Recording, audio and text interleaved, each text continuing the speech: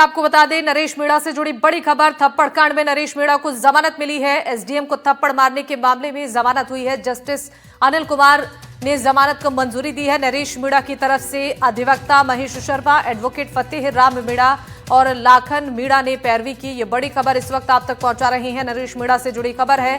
थप्पड़ कांड में नरेश मीणा को जमानत मिली है।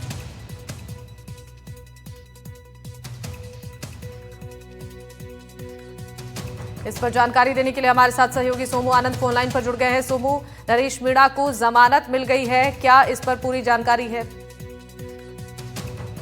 देखिए, देवली उनियारा उपचुनाव के दौरान एसडीएम को थप्पड़ मारने के मामले में नरेश मीणा को राजस्थान हाईकोर्ट से जमानत मिल गई है।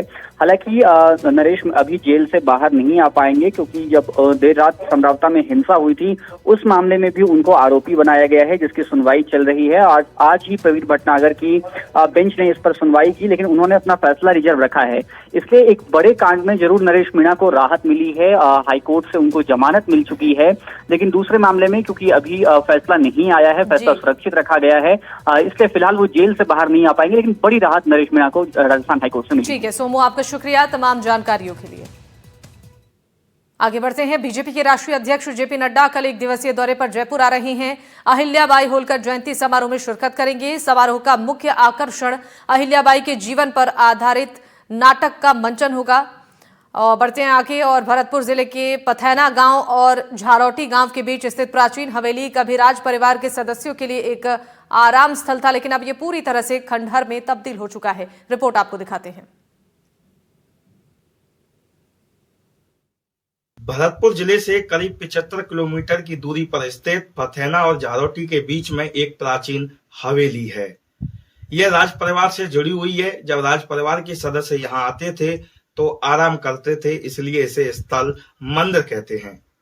लेकिन अब स्थिति खराब हो चुकी है। जो हवेली थी वो पूरी तरह से क्षतिग्रस्त हो गई है। मैं अपने सहयोगी से कहूंगा एक बार वो तस्वीर दिखाएं। देखिए, ये जो हवेली थी अब आप देख रहे हैं तस्वीरों में पूरी तरह से क्षतिग्रस्त हो गई है।